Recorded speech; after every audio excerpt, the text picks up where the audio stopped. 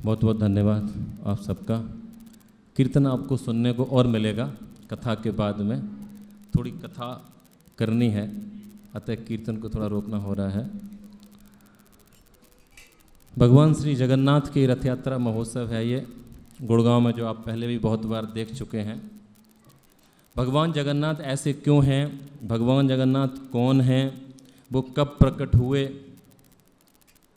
इस यात्रा का महात्म्य क्या है, उद्देश्य क्या है, भगवान जगन्नाथ बाहर क्यों आते हैं, ये सब प्रश्नों का कुछ उत्तर आपको मिल गया होगा, कुछ का उत्तर आपको मिलेगा आज और कल में। कल आपने सुना होगा कि किस तरह इंद्रदुम्न महाराज सतयुग में उनको ये भगवान के इस रूप में विग्रह के दर्शन हुए और किस तरह जगन्नाथपुरी में भगवान तब से विराजमान हैं। आज हम सुनना चाहेंगे कि भगवान की द्वापर की लीला में ये जगन्नाथ बलदेव सुभद्रा का प्राकट्य कैसे हुआ। आपको थोड़ा इसका संकेत कल मिला होगा, लेकिन आज हम आपको थोड़ा और बताना चाहेंगे, थोड़ा विस्तृत में। एक बार नारद जी द्वारका पहुँचे। देखिए, नारद जी का आना जाना द्वारका में होता ही रहता था। तो एक बार वो पहुँचे और भगवान की मुख्य पटरानियाँ रुक्मिणी और सत्यभामा से मिले। और द्वारका में नारद जी ये हालचाल ही पूछने जाते थे अक्सर कि सब ठीक तो है, और भगवान के दर्शन करने जाते थे। भगवान उधर सद्धर्मा सभागृह में उग्रसेन जी, उद्धव जी, बलदेव जी, इनके साथ में कुछ राजनीतिक चर्चाएं करते रहते थे। नारद जी इधर प्रकट हुए और रुक्मिणी जी से पूछा कि बताएं सब ठीक तो हैं, आप सब कुशल मंगल तो हैं द्वारका में। तो रुक्मिणी जी उनको उदास दिखाई दी और रुक्मिणी जी ने बोला कि नारद जी, वैसे तो ये द्वारका जो है बिल्कुल बैकुंठ के समान है, इसमें ऐश्वर्य की कोई कमी नहीं है, लेकिन इसमें मैं प्रसन्न इसलिए नहीं हूँ क्योंकि हमारे जो द्वारकाधीश भगवान हैं वो हमें कभी हमसे बहुत प्रसन्न नज़र नहीं आते हैं। वो अक्सर जो है ब्रजवासियों की चर्चा चलाते हैं यहाँ पे, और अक्सर मैं देखता हूँ कि वो राधा राधा राधा यही नाम लेते रहते हैं। हमने जी भर के उनकी सेवा करने की पूरी कोशिश की है, लेकिन हमें वो प्रसन्न ही नहीं लगते हैं। सत्यभामा थी, सत्यभामा में यही बात बोली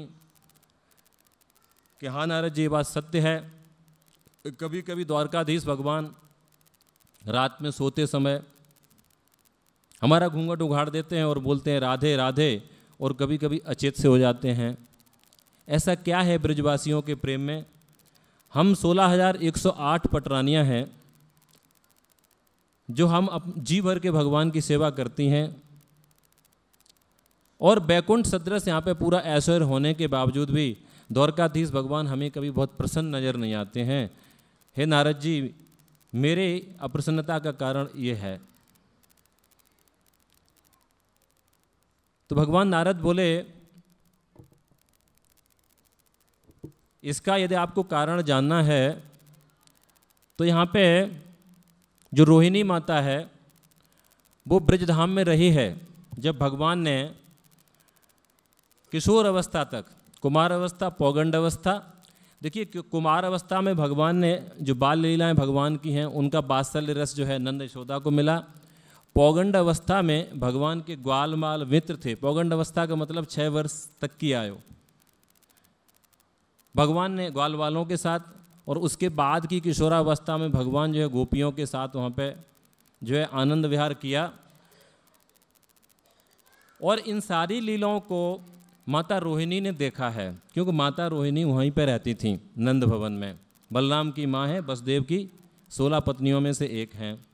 जब कंस अत्याचार बहुत कर रहा था तो माता रोहिणी को नंद महाराज वसुदेव जी के चचेरे भाई हैं, इस चीज़ को जानिए, वो संबंधी भी हैं, लेकिन चूंकि वसुदेव जी के जो नाना थे वो वैश्य परिवार से थे और नंद महाराज के पिताजी को उन्होंने गोद ले लिया था, तो इसलिए नंद महाराज फिर वैश्य कहलाए। वैसे दोनों ही सूरसेन वंश में हैं, यदुवंश में हैं, तो इस तरह वो संबंधी हैं।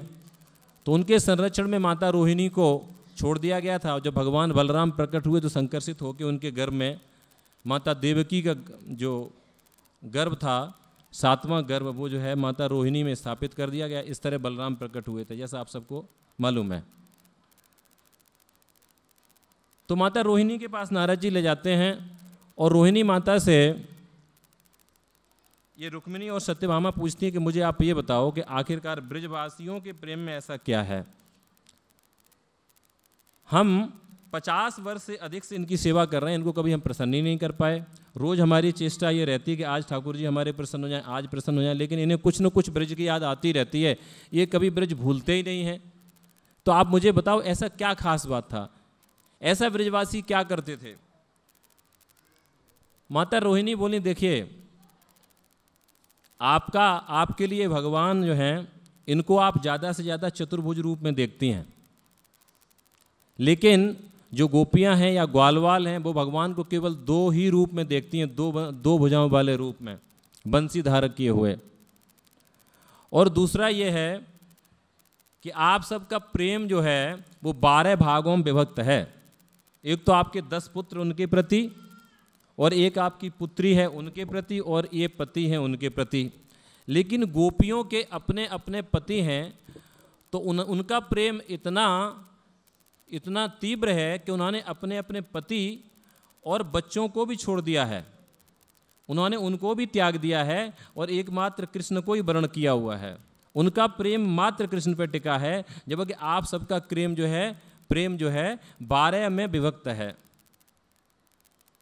और अब मैं क्या क्या बताऊं, आपको बताऊं क्या क्या, लेकिन उनका चाहे ग्वालों की बात करें, चाहे नंद यशोदा की बात करें, चाहे गोपियों की बात करें, या फिर वहाँ पे मंदिरों में पुजारी हैं, चाहे कोई ब्रह्मचारी भी हो, उनकी किसकी बात करें, वो भगवान से किस तरह अनुरक्त हैं ये तो देखते ही बनता था।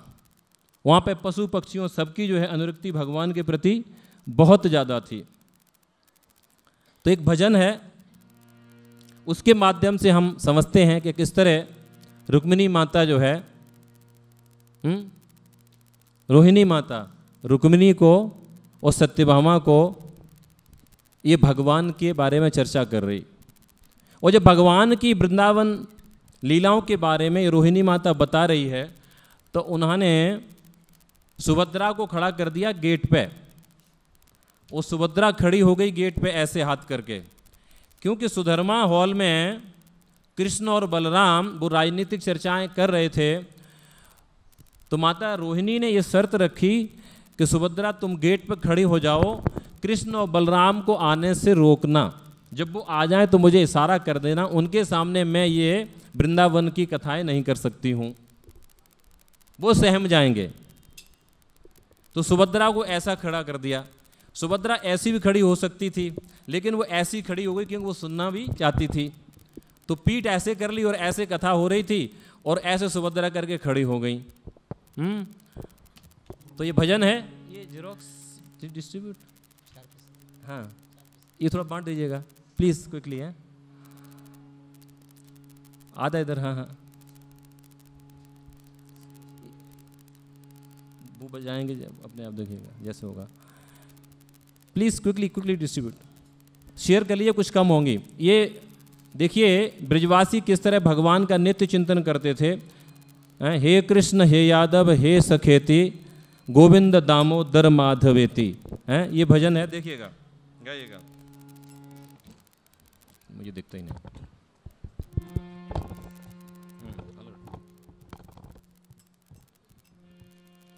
हे कृष्ण हे यादव हे सखेती गोविंद दामोदर माधवेती, हे कृष्ण हे सखेती गोविंद दामोदर माधवेति। हे कृष्ण, बोलिए। गाना है आप सबने। हे कृष्ण हे यादव हे सखेति, गोविंद दामोदर माधवेति। हे कृष्ण हे यादव हे सखेति, गोविंद दामोदर माधवेति। चर्चा क्या हो रही है इस भजन में, स्रोत में? आप देखेंगे रोहिणी माता कैसे बता रही है कि कैसे ब्रजवासी अनुरक्त हैं, गोपियां कैसे अनुरक्त, नंद यशोदा कैसे अनुरक्त हैं। दारी मथानी दध में किसीने, तब ध्यान आयो दधि चोर काही। बोलो। दारी मथानी दध में किसीने, तब ध्यान आयो दधि चोर काही। दारी मथानी दध में किसीने, तब ध्यान आया दधि चोर काही। दारी मथानी दधि में किसी ने, तब ध्यान आयो दधि चोर काही। दध में मथानी डाली और दही देखा तो दधि चोर का स्मरण हो गया। डारी मथानी दध में किसी ने, तब ध्यान आया दधि चोर का ही। बोलो। दारी सभी लोग। मथानी दधि में किसी ने, तब ध्यान आयो दधि चोर काही। गज गद कंठ पुकारती है, गद गद कंठ पुकारती। बोली बोली। गद गद कंठ पुकारती है, गद गद कंठ पुकारती है। गोविंद दामोदर माधवेति, गोविंद दाम। बोलो। गोविंद दामोदर माधवेति। बोलो बोली। गोविंद दामोदर माधवेति। है लीपति आंगन नार कोई, गोविंद आवे मम ग्रह में खेले। है लीपति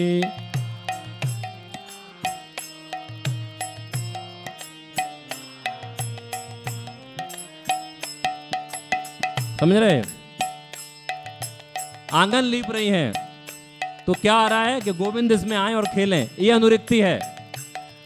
हे लीपति आंगन नार कोई, गोविंद आवे मम ग्रह में खेले।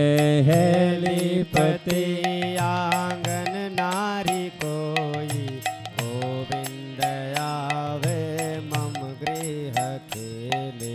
ध्यानस्थ हो यही गा रही है, ध्यानस्थ हो यही गा रही।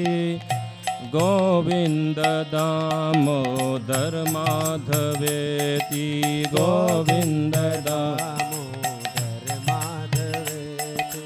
गोविंद दामोदर माधवेति, गोविंद दामोदर माधवेति। माता यशोदा हरि को जगावे, जागो उठो ओहन नैन खोलो। माता यशोदा हरि को पुकारे, उठो मोहन नैन खोलो। ओ माता यशोदा हरि को जगावे, आगो उठो ओहन नैन खोलो।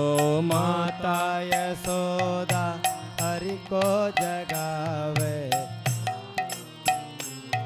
मोहन नैन द्वार खड़े ग्वाल बुला रहे हैं, द्वार खड़े ग्वाल बुला रहे हैं, द्वार खड़े ग्वाल बुला रहे हैं, द्वार खड़े ग्वाल बुला रहे हैं। गोविंद दामोदर माधवेति, बोलो गोविंद दामोदर माधवेति, गोविंद दामोदर माधवेति, गोविंद दामो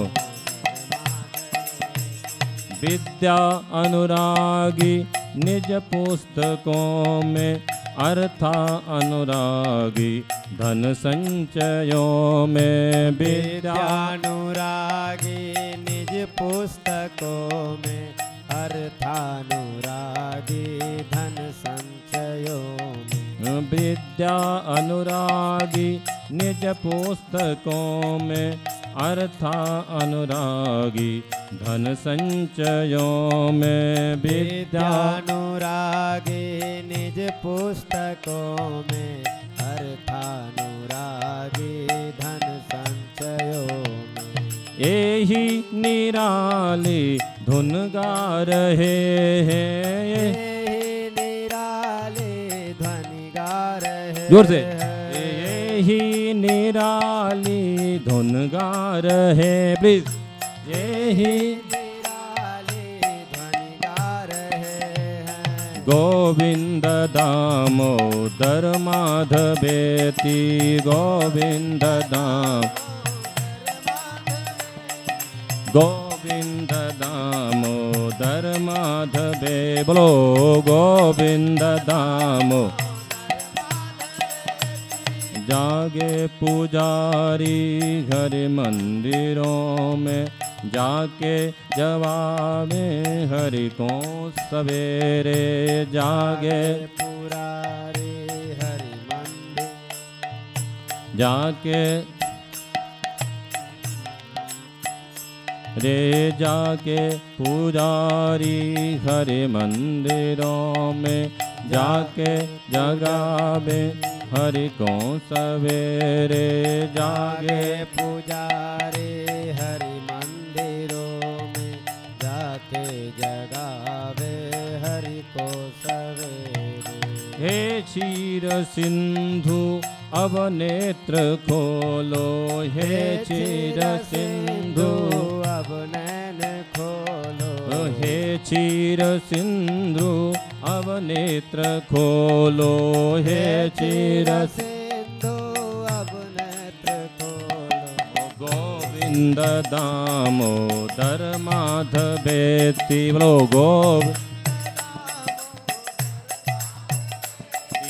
गोविंद दामोदर माधवेति, गोविंद दामोदर माधवेति, गोविंद दामोदर माधवेति, गोविंद दामोदर।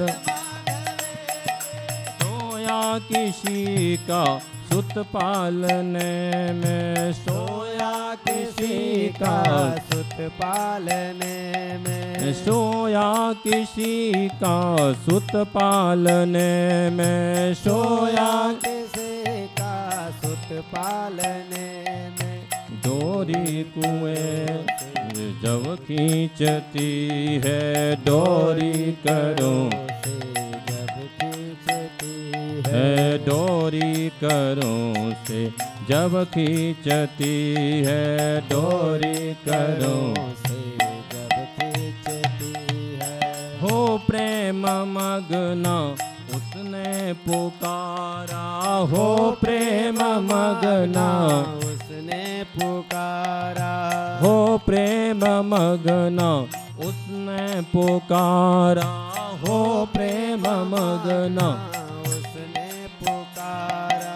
गोविंद दामोदर माधवेति, गोविंद दामोदर माधवेति, गोविंद दामोदर माधवेति, गोविंद दामोदर माधवेति, गोविंद दामो माधवेति गोविंद दामोदर माधवेति रोया किसी का सुत पालने में हो प्रेम मग्न उसने पुकारा। रोया किसी का सुत पालने में हो प्रेम मांगना उसने पुकारा। रोया किसी का सुत पालने में हो प्रेम मग्न उसने पुकारा। बोलो रोया किसी का सुत पालने में हो प्रेम मग्ना उसने पुकारा। रोवो न गावो प्रभु संग मेरे। रोवो न गावो प्रभु संग मेरे। रोवो न गावो प्रभु संग मेरे। रोवो न गावो प्रभु संग मेरे। गोविंद दामोदर माधवेति गोविंद दामोदर माधवेति गोविंद दामोदर माधवेति गोविंद दामो। कोई न बेली पति को जगावे। कोई न बेली पति को जगावे। नव विवाहिता गोपी, यहाँ तक कि नव विवाहिता गोपी अपने पति को जगा रही है, तब भी क्या बोल रही है? कोई न बेली पति को जगावे। कोई न बेली पति को जगावे। प्राणेश जागो अब नींद त्यागो। प्राणेश जागो अब नींद त्यागो।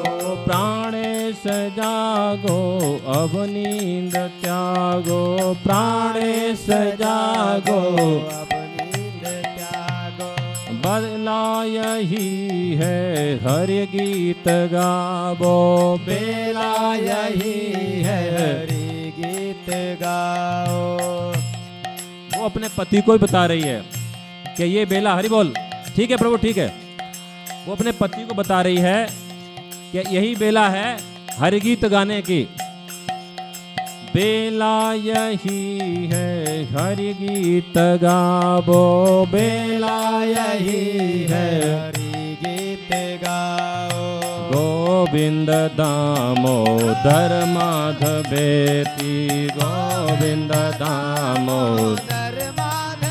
बोलो गोविंद दामोदर माधवेति गोविंद दामोदर माधवेति। हे कृष्ण हे यादव हे सखेति। हे कृष्ण हे यादव हे सखेति। हे कृष्ण हे यादव हे सखेति। हे कृष्ण हे यादव हे सखेति। गोविंद दामोदर माधवेति गोविंद दामोदर। गोविंद दामोदर माधवेति गोविंद दामोदर। हरे कृष्णा कृष्णा कृष्णा हरे हरे हरे राम हरे राम राम राम हरे हरे। बोलो हरे कृष्णा कृष्ण कृष्णा हरे राम राम राम हरे हरे कृष्णा कृष्णा कृष्णा हरे हरे हरे राम राम हरे हरे हरे कृष्णा कृष्णा। बोलो बोली हरे राम हरे राम राम राम हरे हरे। हरे कृष्ण कृष्ण कृष्ण हरे हरे राम राम राम हरे हरे। हरे कृष्ण कृष्ण कृष्ण हरे हरे हरे राम राम हरे हरे। कृष्ण कृष्ण कृष्ण हरे राम राम राम बोलो।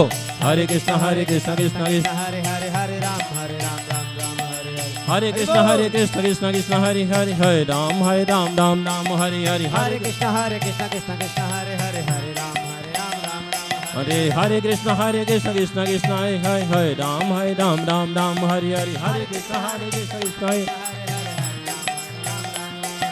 हरे कृष्ण कृष्ण हरे राम राम हरे हरे। हरे कृष्ण कृष्ण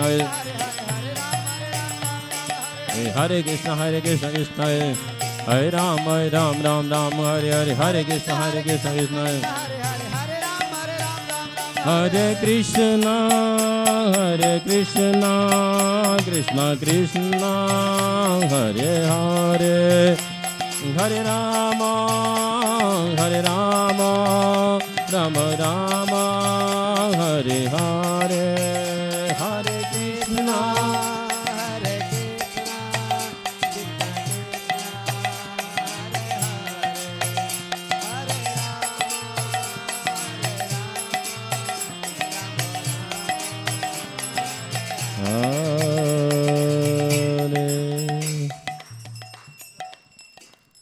तो रोहिणी माता जिस तरह रुक्मिणी, सत्यभामा और अन्य रानियों को भगवान की वृंदावन लीलाओं के बारे में बताई, वो इस भजन से आपको अंदाज लग गया कि गोपियाँ किस तरह अनुरक्त थी, चाहे किसी भी एज की रही हों।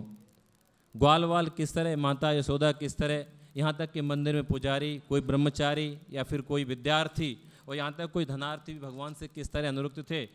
तो माता रोहिणी बता रही हैं कि इस तरह उनके प्रेम की सीमा नहीं है कोई ब्रजवासियों के, और उनके प्रेम का क्या क्या गुण है वो हम समझ नहीं सकते हैं, ऐसा उन्होंने बताया। और माता रोहिणी बोली कि और तो और जब ये अक्रूर भगवान को लेने गए हैं मथुरा जाने के लिए, तो ये गोपियाँ आपस में बातें करने लगीं और उन्होंने कहा कि ये नंद नंदन जो है रातों रात जो है हमें छोड़ के ऐसे चला जाएगा क्या। आपस में गोपियाँ इस तरह भगवान कृष्ण के बारे में चर्चा और बीते हुए समय के बारे में चर्चा करती हुई इस तरह से बेहवल हो गई कि भागवतम में सुखदेव गोस्वामी लिखते हैं कि एवं ब्रुवाणा बिरहा तुरा भृशम ब्रज स्त्री कृष्ण वृषक्त मानसा विसृज लज्जा मृदु स्म सुहम गोविंद दामोदर माधवेति। कि इस तरह अपनी सारी लज्जा को छोड़ के गोपियाँ एक स्वर में जोर जोर से गोविंद दामोदर माधवेति इस तरह रुदन करने लगी। और तो और भगवान जब चलने लगे रथ में मथुरा के लिए, तो भगवान ने यहाँ तक उनको आश्वासन दिया कि मैं कुछ ही दिनों में लौट के आ जाऊँगा दूत भेज के, लेकिन गोपियाँ फिर भी निष्प्राण हो गईं और भगवान को उसी तरह देखती रहीं जब तक रथ की पताका देखती रही और धूल उड़ती हुई रथ से दिखती रही। सुखदेव गोस्वामी कैसे लिखते हैं देखिएगा। यावता लक्ष्यते, देख पाना बड़ा कठिन है। कि यावता लक्ष्यते केतु यावत रेणु स्वस्थ रथस्य च, यावता लक्ष्यते केतु यावत रेणु रथस्य च, अनुप्रस्थापितात्मना लेखानी उपलक्षिता। कि जब तक यावत आलक्ष्यते केतु, केतु माने ध्वजा, जो अक्रूर रथ लेके आए थे उस पर ध्वजा लगी थी, वो ध्वजा जब तक गोपियों को दिखती रही, और यावत रेणु रथस्य च, जब तक रथ के पहियों से उड़ती हुई धूल उनको दिखती रही, तब तक क्या अनुप्रस्थापिता आत्मना लेखानी इव उपलक्षिता, जैसे किसी ने आकृति बना दी हो ऐसी आकृति सी निष्प्राण होकर खड़ी देखती रह गई, निष्प्राण होकर खड़ी देखती रहेगी, जैसे कि उनके प्राण भगवान के साथ चले गए हैं, उनका मन तो भगवान के साथ चला गया। माता रोहिणी बता रही है कि इस तरह की अनुरक्ति है गोपियों की भगवान में। यहाँ आपके द्वारकाधीश भगवान तो रोज कहीं ना कहीं युद्ध करने जाते हैं, कभी इंद्रप्रस्थ जाते हैं, कभी हस्तिनापुर जाते हैं, कहीं ना कहीं जाते हैं, आप रोज़ उनको यहाँ पे विदा करके लौट आती हो, लेकिन इसके बावजूद भी कि गोपियों को भगवान ने आश्वासन दिया मैं शीघ्र लौटाऊंगा, गोपियों के प्राण, गोपियों का मन भगवान के साथ चले गए सीधे के सीधे। ये अनुरक्ति थी उनके प्रति। और सुखदेव गोस्वामी कहते हैं कि ता निराशा निवृत्तु गोविंद विनिवर्तने विशोका अहनी निन्नु गायंती प्रिय चेष्टतम, कि गोपियाँ वहाँ से निराश होकर लौट आईं और इस आशा में कि गोविंद कभी न कभी तो यहाँ पे आएंगे। वो भगवान की नित्य लीलाओं का स्मरण करते हुए अपना जीवन जीने लगीं। अर्थात वो इस आशा में जी रही थी कि भगवान कभी न कभी यहाँ पे आएंगे। इस तरह माता रोहिणी जो है, रुक्मिणी और सत्यभामा को भगवान के प्रति क्या अनुरक्ति है ब्रजवासियों की, गोपियों की, वो बताएं। तो हुआ ये कि जब ये वर्णन हो ही रहा था, सुभद्रा देवी इस तरह खड़ी हुई थी ऐसे करके, तो कृष्ण और बलराम दोनों आ गए। कृष्ण इधर आ गए, बलराम इधर आ गए। कृष्ण इधर आ गए, बलराम इधर आ गए, और वो भी चुपके खड़े। ये सुभद्रा इतनी अनुरक्त हो गई थी ये श्रवण करने में कि धीरे धीरे जैसे कछुआ होता है ना, वो अपने अंग सिकोड़ लेता है, वैसे वैसे उनके अंदर जो है ये हर्ष होता गया और उनके जो है अंग जो हैं जैसे हाथ और पैर सिकुड़ते चले गए, और उनकी आंखें आश्चर्य में कि इतना ब्रजवासी प्रेम करते थे भगवान से, इतना अनुरक्त है, उनकी आंखें चौड़ी होती गईं और उनकी आकृति ऐसी होती गई। और सुभद्रा इसलिए ध्यान भी नहीं दे पाई कि कब कृष्ण और बलराम आ गए, और कृष्ण और बलराम का भी यही हाल होता गया कि ब्रजवासियों की इतनी बड़ी अनुरक्ति हमारे प्रति है, और उनके भी हाथ अंदर सिकुड़ते गए जैसे कछुए के। भगवान का कच्छप रूप कहा जाता है, कूर्म रूप, कि भगवान के हाथ सिकुड़ गए, भगवान के पैर सिकुड़ गए, और उनकी जो है आंखें बड़ी बड़ी चौड़ी चौड़ी हो गई, और प्रेम से भगवान जो है द्रवित हो गए कि इतना इतना गोपियों का प्रेम, इतना ब्रजवासियों का प्रेम मेरे प्रति है। तो जब ये ऐसा हुआ तो नारद जी वहाँ पे थे। नारद जी ने आके दरवाज़ा खोला, और नारद जी ने जैसे ही दरवाज़ा खोला तो वहाँ पे कृष्ण, बलराम और सुभद्रा को पाया, और नारद जी बोले, हे भगवान, हम चाहते हैं कि आपका ये जो प्रेम द्रवित रूप है ये सारे भक्तों को देखने को मिले। और भगवान ने वहाँ पे बोल दिया तथास्तु। ये जगन्नाथपुरी धाम तब भी था भगवान के समय, और भगवान बलराम के साथ में जगन्नाथ जी के दर्शन करने गए थे। यही गौर से ही कृष्ण से ही जगन्नाथ, कृष्ण भी जगन्नाथ जी के दर्शन करने गए थे, और गौरांग महाप्रभु तो 24 साल वहाँ रहे ही रहे पुरी में। भगवान जगन्नाथ तो वहाँ पे सतयुग से व्याप्त थे, विराजे थे, लेकिन नारद जी बोले कि वो रूप जो इंद्रदुम्न को आपने सतयुग में दिखाया मैं देखना चाहता हूँ, मुझे मैं चाहता हूँ कि सबको दिखाई दे। भगवान ने कह दिया तथास्तु। तो भगवान का द्वापर में जो धाम था वो था द्वारका का धाम, लेकिन कलयुग में भगवान का धाम है जगन्नाथपुरी का धाम। भगवान इस समय साक्षात जगन्नाथपुरी में विराजमान है। वहाँ पे भौतिक प्रकृति का कोई भी नियम नहीं चलता, आप जाके देख सकते हैं। वहाँ पे जो ध्वज है मंदिर के ऊपर, वो जो हवा इधर बह रही हो लेकिन मंदिर का झंडा इधर फहराता है। भगवान का चक्र है, किसी डायरेक्शन से देखो ऐसे ही दिखता है। भगवान के मंदिर के ऊपर कोई पक्षी ने आपको नहीं उड़ता हुआ दिखाई देगा। वहाँ पे कुछ चीज़ें हैं जगन्नाथपुरी में ऐसी जो स्पष्ट देखी जा सकती हैं, भगवान का साक्षात धाम है। तो भगवान का ये जगन्नाथ बलदेव सुभद्रा का ये जो प्रेम द्रवित रूप है, और इसमें जब हम भगवान जगन्नाथ का रस्सा खींचते हैं तो भगवान को एक तरह से अपने हृदय में हम बुलाते हैं, और भगवान प्रेम से खिंचे चले आते हैं। और ऐसे प्रेम से खिंचे चले आए भगवान जो है सारे भक्तों के हृदय में अपना प्रेम प्रकट कर देते हैं।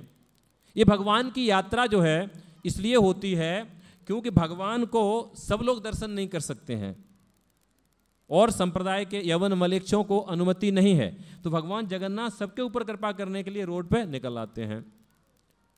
अब मैं आपको संक्षिप्त में देखिए क्या है, ये जगन्नाथ जी ऐसे नहीं कि इनको भोग लगाया या 56 और 158 भोग खा गए और बस मोटे हो गए, ऐसे ही बैठे रहते हैं।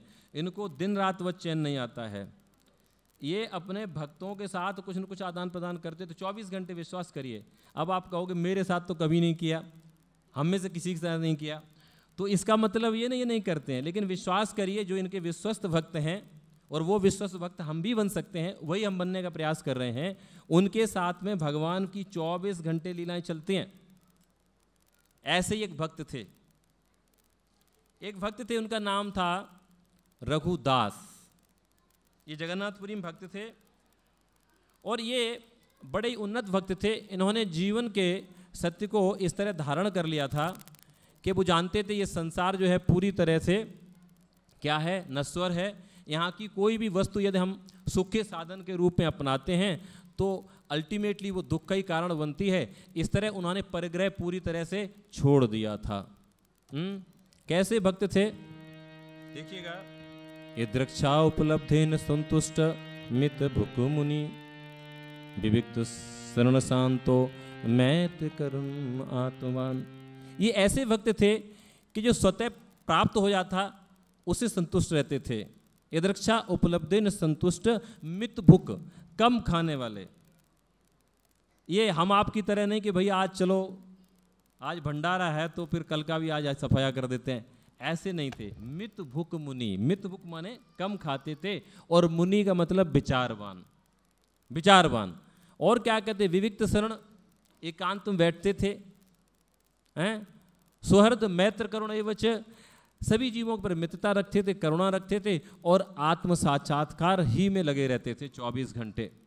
और इन्होंने क्या क्या जीवन में समझ रखा था कि परिग्रह ही दुखम यतत प्रियतमम नराम अनंतम सुखम आपनोति तत् विद्वान यातो किंचन।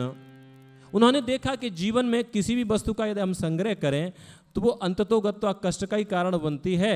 विद्वान व्यक्ति वो होता है जो अपने को पूरी तरह अकिंचन अर्थात परिग्रह करता ही नहीं, अर्थात चीज़ों को इकट्ठा करता ही नहीं जीवन में। और उनको क्या अनुभूति हो चुकी थी कि यम यम अर्थम उपादत्ते दुखेन सुख हेतवे तम तम धुनोति भगवान पुमान सोचतीत करे। उन्होंने देखा कि मैं देखता हूं कि जीवन में व्यक्ति जिन जिन साधनों को अपने सुख के लिए इकट्ठा करता है तो उनको जब इकट्ठा करता है तब वो कष्ट पाता है और भगवान काल के द्वारा उनको हरण कर लेते हैं और तब भी वो कष्ट पाता है। तो इस तरह संसार में कोई भी चीज़ सुख देने वाली नहीं है।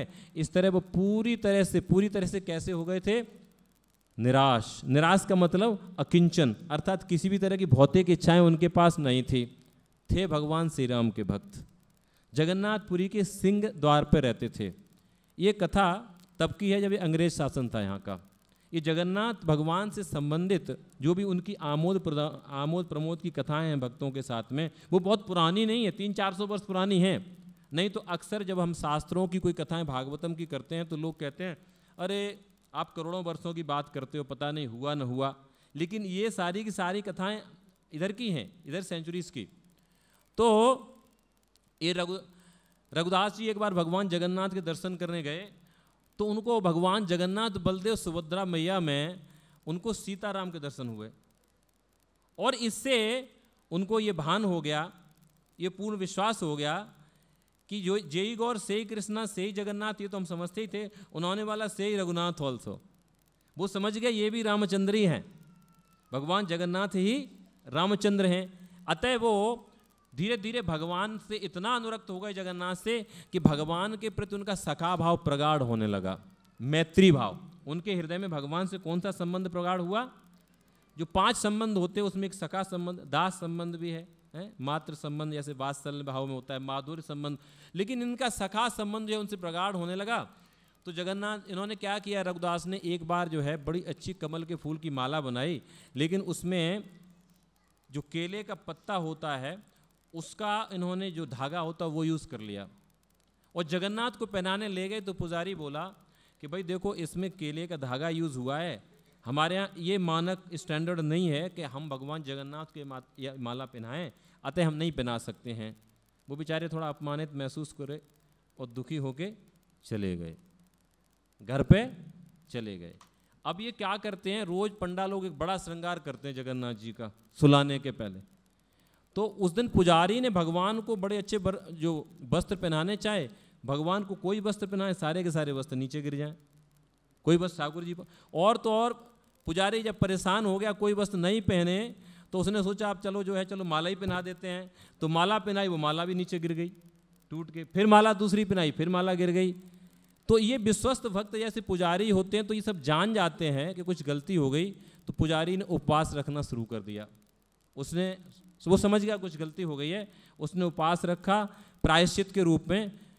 तो भगवान उस पुजारी के सपने में रात में आए, और रात में भगवान आए और बोले कि आपने, मेरा एक भक्त है यहाँ पे, उसके जो हार लेके आया था उस हार को आपने मुझे नहीं चढ़ाया है, और वो भक्त बहुत दुखी है, और वो रात में नहीं सो रहा है, वो रात भर रो रहा है, चूंकि वो बिल्कुल अशांत है, इसलिए मैं अशांत हूँ, भला मैं कैसे इसको स्वीकार कर सकता हूँ। पुजारी बोला भाई कौन सा भक्त आपका, यहाँ तो तमाम लोग आते रहते हैं। बोले रघुदास नाम का भक्त है एक यहाँ पे। और पुजारी से बोले कि तुम हमें सब चढ़ाते रहते हो बहुत बड़ी बड़ी चीज़ें, हमें इनसे कोई फर्क नहीं पड़ता है, हमने सिर्फ उसकी माला में जो देखी थी उसकी श्रद्धा देखी थी, उसकी श्रद्धा बड़ी प्रबल है, वो किसकी माला बनी हुई है। भगवान बोलते भगवत गीता में क्या कि पत्रम पुष्पम फलम तोयम यो में भक्त्या प्रियक्षति तदम भक्तिरूपरतम अस्नामि प्रियतात्मना। कि पत्र पुष्प हैं, फल या जल मुझे कोई श्रद्धा पूर्वक यदि भक्ति पूर्वक अर्पित करता है, भगवान ने भक्ति शब्द इसमें 2 बार यूज किया है, भक्ति पूर्वक श्रद्धा पूर्वक, तो मैं उसको स्वीकार करता हूँ। भगवान ने स्पष्ट बोल दिया। और भगवान ने क्या बोला कि ये यथा माम प्रपदन्ते ताने तथाम भजाम्यम मम वर्तमान वर्तन्ते मनुष्या पार्थ सर्वथा। भगवान सिद्धांत, भगवत गीता सिद्धांतों से भरी पड़ी है। भगवान बोलते हैं कि जो मेरे पास जिस भाव से आता है उसी के अनुरूप मैं भी उसे भजता हूँ। भगवान बोलते मैं भी भजता हूँ भक्तों को जिस भाव से भजता है। यदि उसको पैसा चाहिए तो उसी के हिसाब से मैं सोचता हूँ कि कितने के लिए योग्य हुआ तो मैं उतना ही दे दूँ, यदि नहीं योग्य हुआ तो क्यों दे दूँ। तो भगवान बोलते ये था माम प्रपद्यन्ते तान तथा भजाम्यहम्, जिस भाव से व्यक्ति आता है मैं उसी के अनुरूप फल देता हूँ। और ये सिद्धांत जो है 2 मनुष्यों के बीच में भी लागू है कि आप हमें जैसे भजोगे, अर्थात मेरे पास जैसे आओगे वैसे ही मैं आपको रेसिप्रोकेट करूंगा। बोले सिद्धांत यही है कि आप मेरे पास जिस भाव से आओगे उसी के अनुरूप मैं आपको रेसिप्रोकेट करूंगा। और यही सिद्धांत जो है सारे मनुष्य लोग भी फॉलो करते हैं। तो हमारा भक्त जब वहाँ दुखी पड़ा हुआ है तो मैं कैसे सुखी हो सकता हूँ। ये पुजारी रघुदास के पास में गया, वो बोला लाओ वो माला कहाँ है। पहले तो पैरों पड़ा जाके उसको, और रघुदास की वो माला लेके आया, भगवान जगन्नाथ को अर्पित की। रघुदास बड़े प्रसन्न कि भाई हमारी माला तो स्वीकार होगी, बस यही चाहिए था, इसलिए दुखी थे। रघुदास को और कुछ नहीं चाहिए था कि आज माला पहना देंगे तो लॉटरी लग जाएगी, ऐसा कुछ नहीं था। केवल इतना ही था कि मेरी माला भगवान ने पहन ली। धीरे धीरे क्या हुआ, रघुदास जी को रोग हो गया, बहुत बीमार पड़ गए। और वो अकेले रहते थे चूँकि कमरे में, तो उसमें मलमूत्र भी त्याग करते। और उसमें क्या होता कि बड़ी दुर्गंध आने लगी, पड़े रहते वृद्ध व्यक्ति, बीमार व्यक्ति, कोई पास में आने को नहीं। तो एक बालक आया छोटा सा, वो आया करे पूरा इनका मलमूत्र साफ कर दे, इनका मलमूत्र साफ कर दे, पूरा रूम साफ कर दे, और वहाँ पे चंदन का लेप वगैरह लगा दे, धूप अगरबत्ती जला दे वहाँ पे, ताकि वातावरण पूरा एकदम सतोगुणी हो जाए। कई बार बालक आता रहा तो ये अचेत हो जाते थे। तो रघुदास ने एक दिन आंखें खोली तो इन्होंने पहचान लिया कि तो जगन्नाथ हैं। तो बोले ये भगवान, ये आप क्या कर रहे हो, आप मुझे सेवा दे रहे हो, मेरी सेवा कर रहे हो आप, ये क्या कर रहे हो। आप चाहो तो मुझे ठीक कर सकते हो, मैं अपना ख्याल खुद रख सकता हूँ, लेकिन आप ऐसी मेरी सेवा क्यों कर रहे हो। तो भगवान जगन्नाथ बोले कि देखो मैं चाहता हूँ, आप मुझे इतने प्रिय हो गए हो कि मैं चाहता हूँ कि आप इस शरीर छोड़ने के बाद भी आप मेरे नित्य धाम में वास करो। अतः मैं चाहता हूँ कि आप इस शरीर में जो प्रारब्ध है जिसके चलते आप कष्ट पा रहे हो, वो प्रारब्ध आप जो है भोग लो, और मैं आपकी मदद कर रहा हूँ उस प्रारब्ध को भोगने में, ताकि जो आप मेरे धाम आ पाओ, मैं आपके नित्य दर्शन अपने धाम में कर सकूँ। तो वो रघुदास से ये भगवान बोले कि भक्त का किसी का प्रारब्ध होता है। इस सिद्धांत से हम समझ सकते हैं कि हमारे पाप कर्मों के फल यदि शरीर में कष्ट के द्वारा हमें प्रकट हो रहे हैं, तो विश्वास करिए कि हम भगवान की भक्ति कर रहे हैं और भगवान को समर्पित हैं, तो भगवान हमारी इस यात्रा को सफल बना देंगे। अर्थात उन शरीर रूपी कष्टों को हमें महसूस नहीं होने देंगे, हमें प्रारब्ध सहन करने में भगवान पूरी सहायता करते हैं। ये रघुदास के जीवन से देखा गया। और क्या हुआ, रघुदास से भगवान बोले कि देखो रघुदास, ऐसा है कि मैं जो है कहने के लिए स्वतंत्र हूँ, लेकिन जैसे दुर्वासा ऋषि को भगवान बताए भागवतम में, वैसे भगवान जगन्नाथ बताए कि हम ही भक्तो पराधीनो हे अस्वतंत्र एव दुजा साधु विग्रस्त हृदया भक्ते भक्त जनप्रिया, कि हे मेरे भक्तों जान लो कि मैं वैसे कहने के लिए स्वतंत्र हूँ, लेकिन मैं भक्तों के अधीन हूँ, मैं भक्तों के अधीन हूँ। और भगवान कहते हैं मयि निर्बंध हृदया साधवा समदर्शिना बसे कुर्वन्ति माम भक्त्या शस्त्र स्त्रिय सती पतम था। जिस तरह एक पतिव्रता स्त्री अपने पति की सेवा करके अपने पति को बस में कर लेती है, उसी तरह से मेरे भक्त हैं मेरी सेवा करके मुझे बस में कर लेते हैं। तो भगवान क्या बता रहे हैं कि मुझे बस में करने का तरीका ये है। और भगवान बोलते हैं कि साधवो हृदय मह्यम साधूनां हृदय तो हम मदन ते न जानन्ति न हम ते वो मनागपि, कि साधु लोग हैं मेरे हृदय में वास करते हैं और मैं साधुओं के हृदय में वास करता हूँ। मैं साधुओं के अलावा किसी को नहीं जानता हूँ और साधु मेरे अलावा किसी को नहीं जानते हैं। आप समझ रहे भगवान क्या कह रहे हैं? भगवान कह रहे हैं कि मैं जिनको जानता, जो मुझे जानना चाहते मैं उन्हीं को जानना चाहता हूँ। कितना सिंपल है। जीवन में ऐसा ही होता है कि हमारे जीवन में, हमारे चरित्र में, हमारे व्यक्तित्व में यदि कोई व्यक्ति इंटरेस्ट लेता तो मैं भी इंटरेस्ट लेता हूँ दूसरे के में। कोई हमारे में इंटरेस्टेड नहीं है, वो कितना भी करोड़पति अरबपति चाहे जो हो, मैं इंटरेस्ट नहीं लूँगा। भगवान ने क्या बोला? मम वर्तमान वर्तन्ते, जैसा मैं आचरण करता हूँ यही सिद्धांत सब जगह पालित होता है। तो वो बोले रघुदास को, अब क्या हुआ, अब जगन्नाथ जी का जो है रघुदास के साथ संबंध ऐसा प्रगाढ़ हुआ। रघुदास एक दिन सो रहे थे, जगन्नाथ जी आए सपने में और बोले रघुदास रघुदास, धीरे धीरे लकलकाया। रघुदास सोते हुए जगा लिया। ये रघुदास जो है छिटपटा के उठ के बैठ गया। ये भगवान जगन्नाथ आप बताएं भगवान कैसे? भगवान जगन्नाथ बोले कि मुझे कटहल खाने की इच्छा हो रही, पका हुआ। तो रघुदास बोले मैं ला देता हूँ। बोले नहीं नहीं नहीं रघुदास, देखो ऐसा है, मुझे कटहल तुमसे नहीं मंगाना है, दुनिया की हर चीज़ मेरे पास में है, लेकिन मेरे साथ चलो राजा के उपवन में, वहाँ कटहल का पूरा भरा बगीचा है, वहाँ से चोरी करके खाना है। तो रघुदास बोले नहीं नहीं नहीं नहीं, आप क्या कह रहे हो?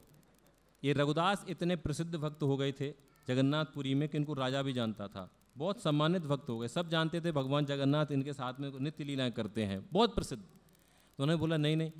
बोले देखो रघुदास ऐसा है, माता यशोदा के पास, नंद महाराज के पास कोई माखन की कमी थी? बोले नहीं थी।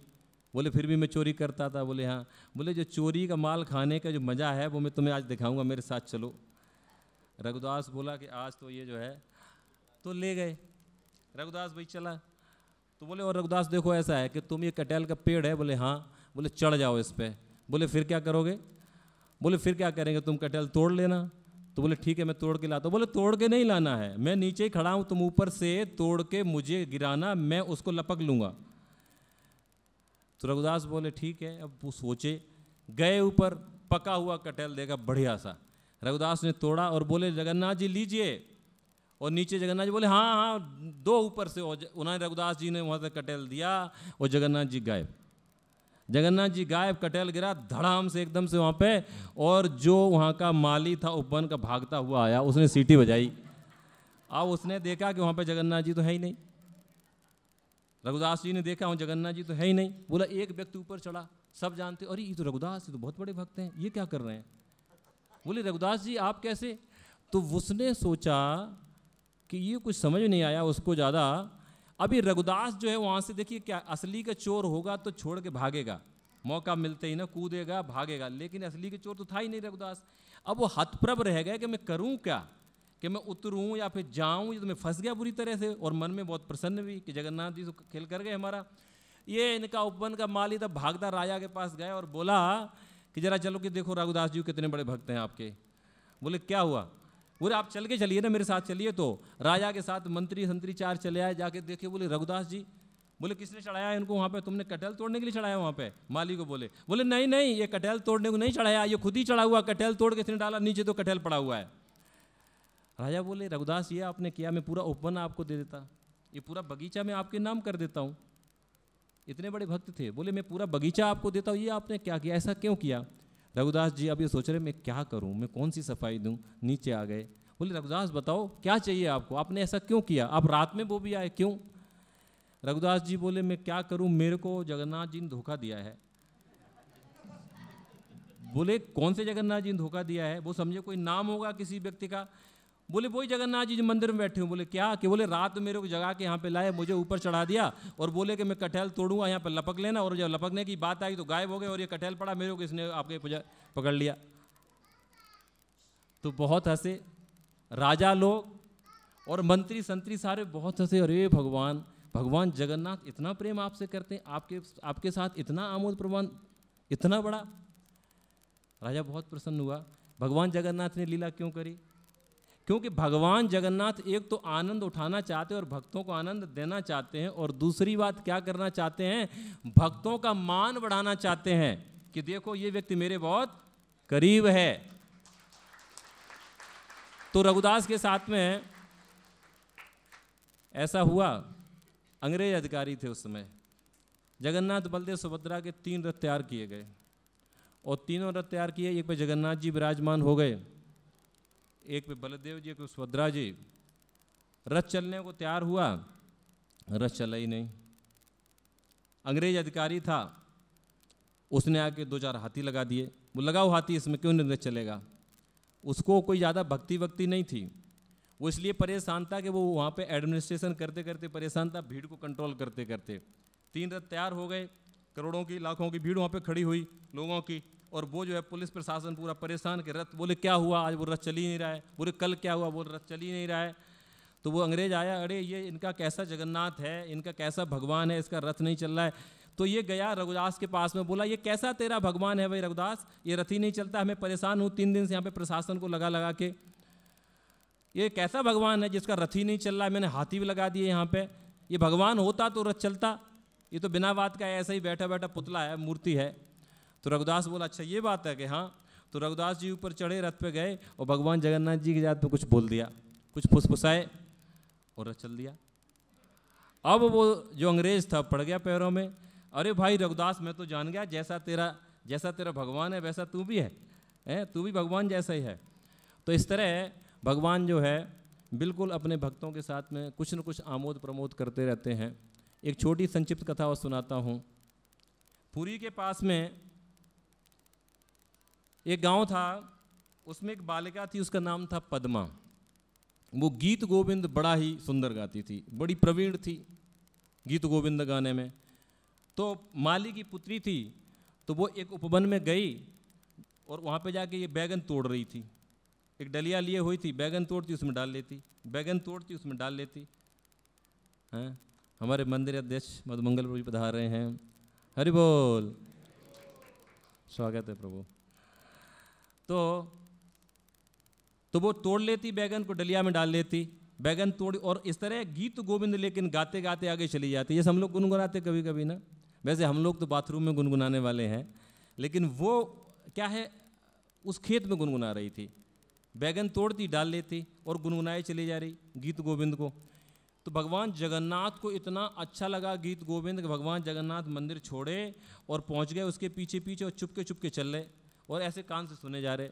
वो बेचारी गुनगुनाती आगे जा रही और टोल के डाले जा रही, और जगन्नाथ जी ऐसे कान लगाए और सीधे सीधे चले जा रहे पीछे पीछे। अब आपने देखा होगा बैगन के जो वृक्ष होता है उसमें कांटे होते हैं, तो जगन्नाथ जी की धोती कहीं फंस जा रही है, कोई होश ही नहीं। इतने गीत गोविंद मस्त सुनने में कि धोती फट गई उनकी धीरे धीरे, और थोड़ा बहुत फट के उलझ भी गई। और तो और उनका जो उत्तरी होता दुपट्टा जगन्नाथ जी का वो भी गिर गया, उनको सुध बुद्धि ही नहीं रही। बालिका की डलिया भर गई, उसने पीछे मुड़ के देखा और अपने घर चली गई। जगन्नाथ जी सड़क से हुए और मंदिर में आ गए। पुजारी ने देखा कि सारे वस्त्र फटे हुए इनके, तो सुबह तो पूरे हमने नए पहनाए थे फर्स्ट क्लास एकदम से, ये सारे वस्त्र और उत्तरी भी गायब है, दुपट्टा भी, ये क्या हो गया? तो राजा को जाके सूचना दी गई। राजा को उस पुजारी ने डर के मारे नहीं बताया, दूसरे पुजारी जाके बता दिया ताकि इस पर डांट पड़ जाए इस पुजारी पे। तो वह जाके बताया कि आज जो है उसकी ड्यूटी थी ना, देख लो जाए कैसे कपड़े बनाए। राजा आया, राजा ने आगे देखा, बोले कपड़े सारे फटे हुए, उत्तरी भी नहीं। बोली ये क्या है? राजा ने भगवान जगन्नाथ से क्षमा मांगी और राजा ने उपवास रखना शुरू कर दिया।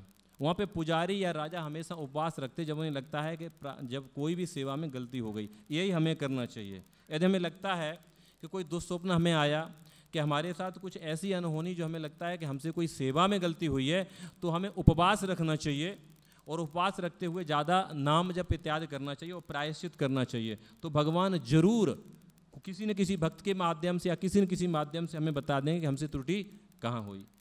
तो राजा ने जब उपवास रखना शुरू किया, राजा के सपने में आए और राजा के सपने में आके बताया कि देखो ऐसा है, मेरा श्रृंगार वगैरह पूरा बढ़िया हुआ था, पूरे कपड़े बढ़िया में पहनाए गए थे, ये पुजारी की कोई गलती नहीं है। लेकिन यहाँ के पास के गांव में पदवा नाम की लड़की है और वो बालिका इतना सुंदर गोपी गीत गाती है, उसको बुलाओ और रोज़ शाम को यहाँ पे गोपी गीत मैं उसके मुख से सुनना चाहता हूँ। मैं तो चैन से सोऊंगा, नहीं तो नहीं सोऊंगा। राजा बोला ये दुपट्टा कहाँ चला गया आपका? तो बोले दुपट्टा वहीं रह गया, वहीं रह गया। ये पुजारी गया, भेजा राजा ने पुजारी को जाके दग जाके, तो देखा वहाँ पे सारे धोतियों के जो चिथड़े तिड़े उसमें जो है बैगन के पौधों में लगे हुए और दुपट्टा भी वहीं मिला। पता लगाया गया उसका पद्मा का, लाया गया, उसके पूरे परिवार को बसा दिया जगन्नाथपुरी में, पूरे परिवार को बसा दिया। राजा ने पूरी व्यवस्था कर दी। वही फिर रोज जो है वो भगवान का गोपी गीत गाती और जगन्नाथ जी उसको सुन के फिर बाद में सुनते। तो ऐसे भगवान की आमोद प्रमाद की तमाम लीलाएं हैं भगवान की। आज का कथा का समय यहीं तक था, कल कथा फिर होगी। हिज ग्रेस मधुमंगल प्रभु करेंगे, ऐसी लीलाएं कल आप फिर सुनेंगे कि भगवान अपने भक्तों के साथ में क्या आमोद प्रमोद करते हैं एक से एक। तो भगवान लविंग एक्सचेंजेस चाहते हैं, भगवान हमसे प्रेममय संबंध स्थापित करके हमसे आदान प्रदान करना चाहते हैं। जिस तरह हम अपने घर परिवार में बिना आदान प्रदान के, बिना प्रेम के सुखपूर्वक नहीं रह सकते हैं, उसी तरह भगवान से संबंध स्थापित किए बिना, भगवान से प्रेम मूल विनिमय किए बिना हम भी सुखपूर्वक नहीं रह सकते हैं। भगवान ऐसा बताते हैं। उसी हमारे शाश्वत संबंध को स्थापित कराने के लिए भगवान जगन्नाथ यहाँ पे रथ में आते हैं और सबको दर्शन दे के जो हमारे सबके हृदय में जो सुप्त प्रेम है उसी को जागृत करना चाहते हैं। नित्य सिद्ध कृष्ण प्रेम साध्य कबू नाय, शिवणाद शुद्ध चित्ते करिए उदय। हर जीव के हृदय में कृष्ण प्रेम है सुप्त अवस्था में, लेकिन उसको श्रवण इत्यादि विधि से, जैसे आपने अभी कथा सुनी, कीर्तन सुना, इन विधियों से उसे क्या प्रकट करना चाहिए और अपने शाश्वत संबंध को समझ लेना चाहिए, उसमें स्थापित होना चाहिए और नित्य आनंदमय जीवन प्राप्त करना चाहिए। हरे कृष्णा।